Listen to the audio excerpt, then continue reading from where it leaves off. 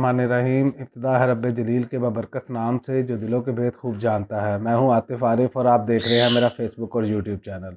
ناظرین، آج ہم بات کریں گے حضرت حمزہ رضی اللہ تعالیٰ عنہ کا قبول اسلام۔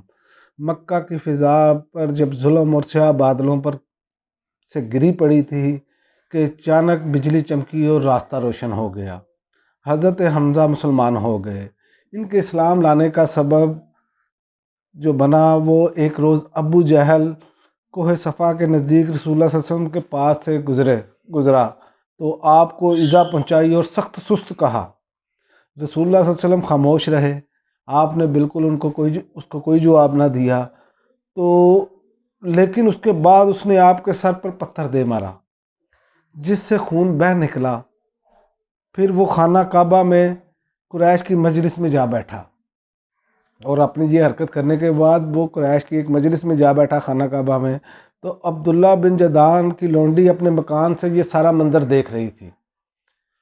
انہوں نے یہ سارا منظر دیکھا اور حضرت حمزہ شکار سے واپس تشریف لائے تو اس نے ابو جہل کی ساری حرکت جو ہے وہ بیان کی کہ ابو جہل نے یہ حرکت کی ہے۔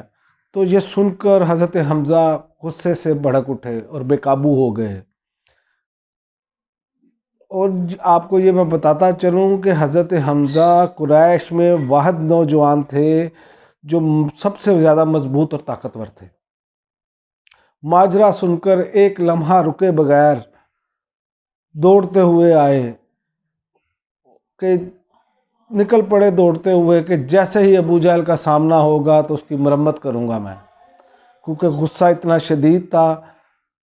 آپ اسی غصے میں ویسے ہی نکلے اور جب آپ مسجد الحرام میں پہنچے تو سیدھے جا کر ابو جہل کے سر پر کھڑے ہو گئے اور بولے، او سرین خوشبو لگانے والے بزدل، تو میرے بھتیجے کو گالی دیتا ہے حالانکہ میں بھی اسی کے دین پر ہوں۔ اس کے بعد کمان زور سے دے ماری اور اس کے سر پر بدترین زخم آ گیا اور اس پر ابو جہل کے قبیلے اور حضرت حمزہ کے قبیلے کے لوگ ایک دوسرے پر بھڑک اٹھے، لیکن ابو جہل نے یہ کہہ کر خاموش کرا دیا کہ ابو مارا کو جانے دو، میں نے اس کے بھتیجے کو گالی دی تھی۔ یعنی کہ ابو جہل کو اندازہ ہو گیا تھا کہ اب معاملات خراب ہونے جا رہے ہیں، جو کہ ابو جہل نے جو حرکت کی ہے اس کو جو جواب ملا ہے، اب اس کو اندازہ ہو چکا تھا کہ اب معاملات بڑھتے چلے جائیں گے۔ اس لیے اس نے سوچا کہ میں اپنی غلطی تسلیم کروں اور لوگوں کو یہاں پر روکوں، یہ نہ ہو کہ یہ ایک نئی جنگ شروع ہو جائے۔ پھر اللہ تعالیٰ نے اس کے بعد حضرت حمزہ کا سینہ کھول دیا اور انہوں نے اسلام کا کڑا مضبوطی سے تھام لیا اور مسلمانوں کو ان کی وجہ سے بڑی عزت اور قوت محسوس ہوئی، اور حضرت حمزہ رضی اللہ تعالیٰ عنہ کے اسلام لانے کے بعد اسلام کو ایک نئی طاقت ملی۔